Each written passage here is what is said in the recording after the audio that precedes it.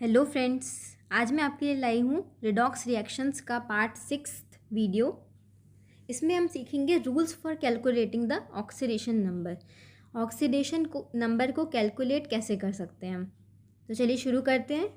Rule number first हमारा क्या कहता है, in the elements in free state the oxidation number is zero. अब फ्री स्टेट क्या होता है?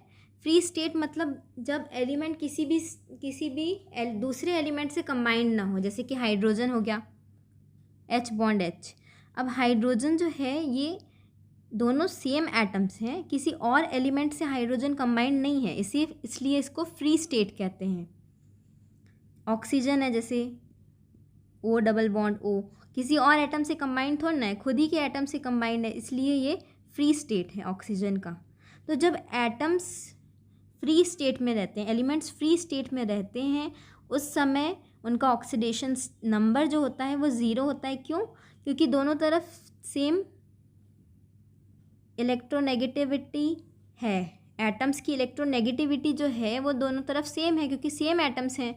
जितना ये खींचेगा ऑक्सीजन, उतना ही ये वाला ऑक्सीजन भी खींचेगा। दोनों ऑक्सीजन सेम ताकत से इलेक्ट्रॉन्स को अपनी तरफ पुल करेंगे और इलेक्ट्रॉन का ट्रांसफ़र ही नहीं होगा। जब ट्रांसफ़र ही नहीं होगा इलेक्ट्रॉन का तो चार्ज नहीं आएगा, और चार्ज नहीं आएगा तो ऑक्सीडेशन नंबर ज़ीरो हो जाएगा। ये मैंने लास्ट लेक्चर में भी आपको एक्सप्लेन किया था।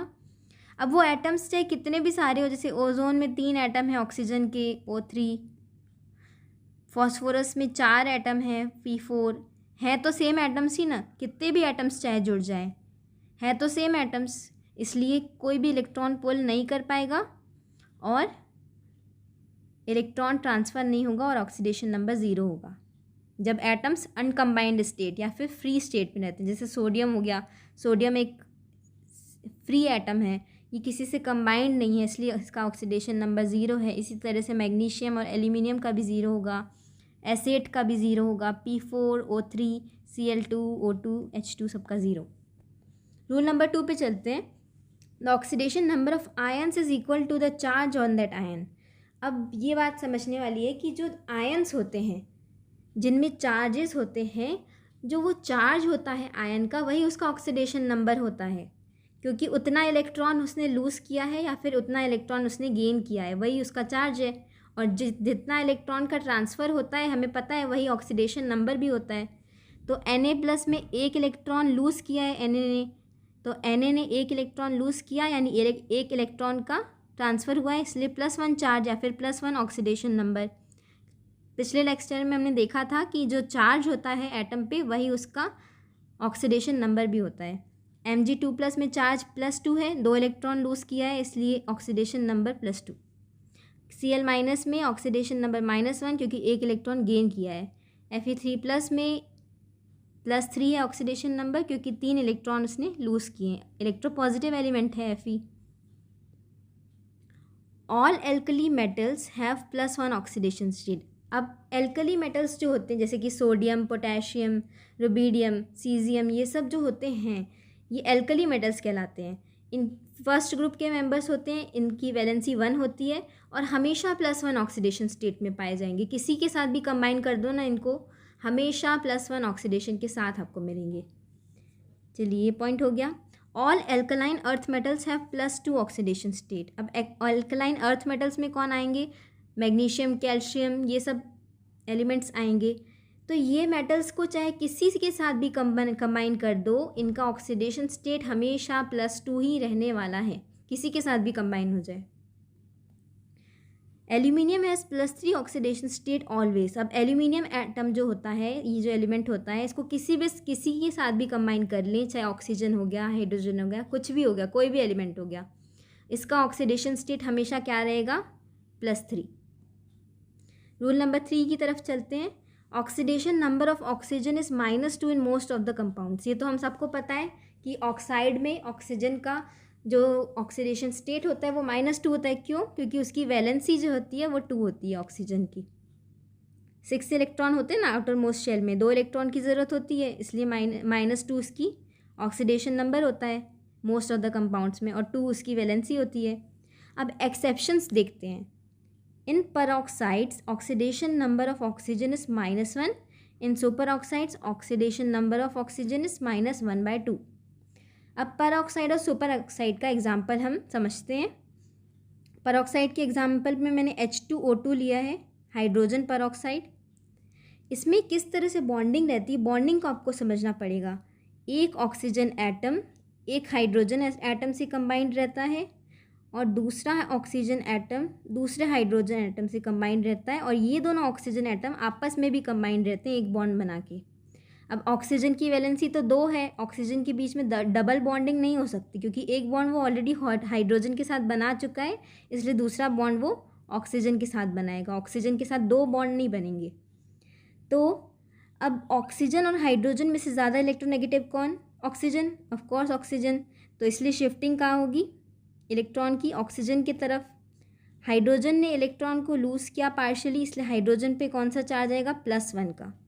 सेम इसी तरह से यहाँ पे भी हाइड्रोजन एटम है, शिफ्टिंग कहाँ होगी इलेक्ट्रॉन की? इस तरफ, क्योंकि ज़्यादा इलेक्ट्रोनेगेटिव एलिमेंट ऑक्सीजन यहाँ पे है, तो +1 चार्ज आएगा फिर से हाइड्रोजन पे इसमें, क्योंकि एक इलेक्ट्रॉन इसकी तरफ ट्रांसफ़र हो रहा है। अब ये जो बॉन्ड है इसमें दोनों तरफ सेम ताकत वाले बंदे खड़े हैं, दोनों तरफ सेम एटम्स हैं, जितना भी पुल कर लेंगे इलेक्ट्रॉन का ट्रांसफ़र नहीं होने वाला, नहीं होगा, इसलिए चार्ज डेवलप नहीं होगा और ऑक्सीडेशन नंबर इसकी वजह से कुछ नहीं होगा, कोई चार्ज इस बॉन्ड की वजह से। जो भी चार्ज होगा ये ऑक्सीजन और हाइड्रोजन के बीच वाले बॉन्ड की वजह से होगा। तो इस ऑक्सीजन ने कितने इलेक्ट्रॉन टोटल एक्सेप्ट की? एक ही इलेक्ट्रॉन एक्सेप्ट किया, एक हाइड्रोजन से। इससे इस ऑक्सीजन से तो उसको इलेक्ट्रॉन मिला नहीं कुछ, क्योंकि सेम एटम्स हैं दोनों तरफ, तो इसका चार्ज या फिर ऑक्सीडेशन नंबर हो जाएगा -1। सिमिलरली ये ऑक्सीजन भी -1 चार्ज के साथ, क्योंकि इसने हाइड्रोजन से एक इलेक्ट्रॉन लिया लेकिन ऑक्सीजन से नहीं ले पाया, क्योंकि सेम पावर है उसकी भी, तो इलेक्ट्रॉन ट्रांसफ़र हुआ ही नहीं।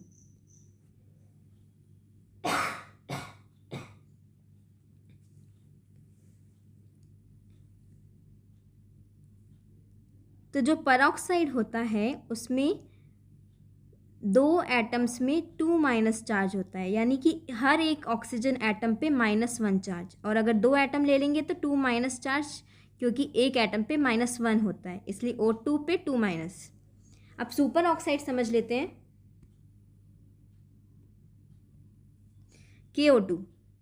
KO2 में इसको स्प्लिट करेंगे ना तो क्या आएगा? अब पता है हमें कि एल्कली मेटल्स, हमने अभी अभी रूल पढ़ा कि all alkali metals have +1 oxidation state. Potassium एक एल्कली मेटल है, इसका ऑक्सीडेशन नंबर +1 होगा। अब +1 होगा तो इसको स्प्लिट कैसे करेंगे? K+1 में, और जो ऑक्सीजन होगा वो क्या होगा? O2-, क्योंकि ये पूरा कंपाउंड न्यूट्रल है, इसका जो चार्ज है वो कुछ नहीं है, 0 है, इसलिए अगर यहाँ पे +1 है तो यहाँ पे -1 होगा, जितने भी ऑक्सीजन एटम है उनके ऊपर। तो O2 यानी 2 ऑक्सीजन एटम पे -1 charge, 2O atoms have -1 charge. अब 2 पे अगर -1 चार्ज है तो एक एटम पे कितना चार्ज होगा? -1/2, तो 1O atom has a charge of -1/2। तो ऑक्साइड क्या होती है? एक ऑक्सीजन पे 2- का चार्ज। परऑक्साइड क्या होती है? एक ऑक्सीजन एटम पे -1 का चार्ज, यानी कि 2 ऑक्सीजन एटम पे 2- का चार्ज, सेम बात है। सुपर ऑक्साइड क्या होती है? एक ऑक्सीजन पे -1/2 का चार्ज, या फिर 2 ऑक्सीजन्स पे -1 का चार्ज, बात सेम है। चलिए हम कुछ इंटरेस्टिंग एग्जाम्पल्स कर लेते हैं। इसमें हमको बताना है कि कौन सा कंपाउंड परऑक्साइड है, कौन सा सुपर ऑक्साइड है, कौन सा ऑक्साइड है, ठीक है। तो हमें इसको स्प्लिट करते आना चाहिए। सबसे पहले है Rb2O2। Rb2O2 को स्प्लिट कैसे करेंगे? रुबीडियम हमको पता है कि एल्कली मेटल है, क्या करेगा? +1 ऑक्सीडेशन स्टेट होगा इसका, 2 रुबीडियम के एटम से, तो 2Rb+। अब हमको पता है कि ये पूरा कंपाउंड न्यूट्रल है, अगर यहाँ पे 2+ चार्जेस आ चुके हैं, एक प्लस चार्ज है और 2 रुबीडियम के एटम है, इसलिए 2+ चार्जेस आ चुके हैं, तो यहाँ पे क्या आएगा? ऑक्सीजन पे O2 पे 2- चार्ज आएगा, क्योंकि 2+ चार्जेस यहाँ रुबीडियम पे आए हैं, 2 रुबीडियम एटम है, और 2- चार्जेस यहाँ पे ऑक्सीजन पे आए हैं, ताकि दोनों मिला के +2 और -2 कैंसिल आउट हो जाए और कंपाउंड न्यूट्रल बन जाए। तो इससे हमें क्या पता चला? 2 ऑक्सीजन एटम पे 2- चार्ज, ये किसकी कंडीशन थी? 2 ऑक्सीजन पे 2- चार्ज, परऑक्साइड की, इसलिए ये है रुबीडियम परऑक्साइड। नेक्स्ट एग्जांपल देखते हैं, CaO। CaO को कैसे हम करेंगे, कैल्शियम की वैलेंसी हमको पता है कि 2 होती है, तो ये है Ca2+, एल्कलाइन अर्थ मेटल है कैल्शियम। अब कंपाउंड न्यूट्रल है और मतलब कि इसका कोई भी चार्ज नहीं है। अगर यहाँ पे +2 है तो यहाँ पे क्या होना पड़ेगा, -2, ताकि +2 और -2 कैंसिल आउट हो जाए और टोटल 0 चार्ज आ जाए पूरे कंपाउंड पे। तो ये O2- आयन बनेगा। अब O2- आयन कहाँ है, ऑक्साइड में, तो इसलिए ये है कैल्शियम ऑक्साइड। CSO2 को भी स्प्लिट करके देखते हैं। सीजियम एक एल्कली मेटल है, फिर से सीजियम प्लस आयन बनेगा और कंपाउंड न्यूट्रल है, यानी टोटल चार्ज 0 है। +1 अगर यहाँ पे है तो यहाँ पे -1 होगा। सारे ऑक्सीजन, जितने भी ऑक्सीजन एटम है सभी पे -1 का चार्ज होगा। क्यों, क्योंकि यहाँ पे ऊपर सीजियम पे +1 का चार्ज है और -1 और +1 एक दूसरे को कैंसिल आउट करके न्यूट्रल बन जाएंगे और इसका चार्ज 0 हो जाएगा CSO2 का। तो CS+ और O2-1। अब इस तरह का आयन कब बनता है, O2-1 सुपर ऑक्साइड में, जब 2 ऑक्सीजन पे 1 माइनस चार्ज होता है, यानी 1 ऑक्सीजन पे -1/2 का चार्ज, तो सीजियम सुपर ऑक्साइड बनेगा। अब SrO2 पे चलते हैं। स्ट्रोंशियम जो है वो एल्कलाइन अर्थ मेटल्स की ग्रुप में आता है, इसलिए इसका चार्ज होगा +2 हमेशा के लिए। किसी भी कंबाइंड स्टेट में हम पढ़ चुके हैं यहाँ पे। तो स्ट्रोंशियम को ब्रेक करेंगे तो क्या मिलेगा, Sr2+ आयन। और हमको पता है कि पूरा कंपाउंड न्यूट्रल है, इसका कोई भी चार्ज नहीं है, इसका चार्ज 0 है पूरे टोटल कंपाउंड का। तो इसलिए ऑक्सीजन का चार्ज क्या होगा, जितने भी ऑक्सीजन एटम्स हैं उसमें O2-2- का चार्ज होगा, क्योंकि ऊपर 2+ है Sr2+ और यहाँ पे 2-, तो 2+ और 2- एक दूसरे को कैंसिल आउट कर देंगे और कंपाउंड न्यूट्रल बन जाएगा। तो O2-2- आयन बन रहा है।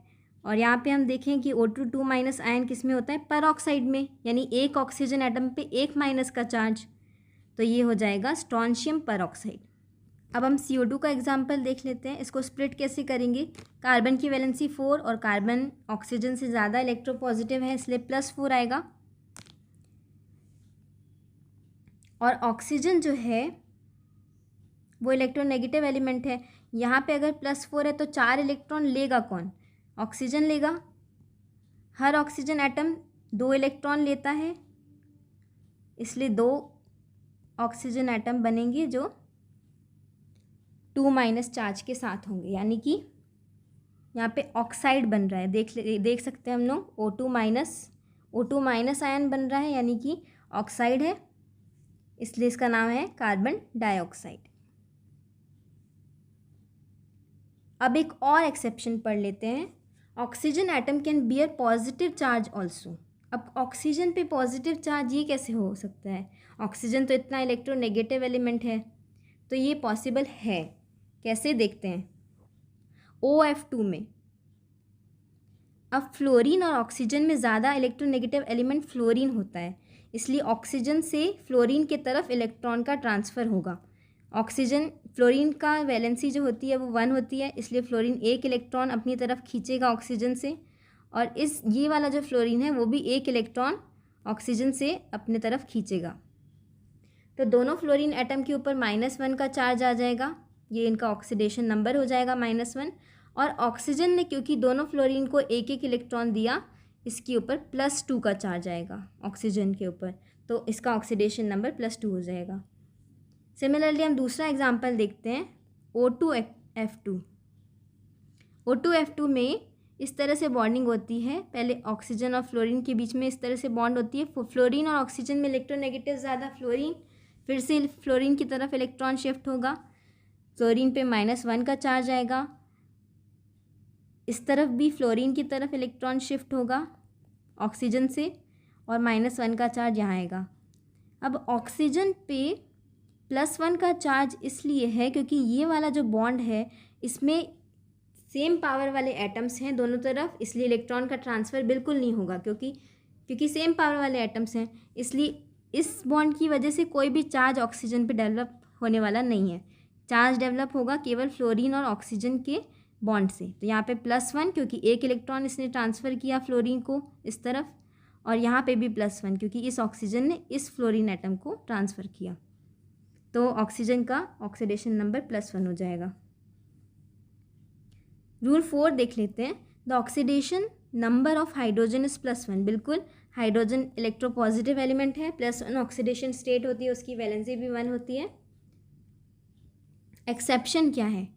When hydrogen is bonded with metals it has oxidation number -1 because metals are more electropositive than hydrogen.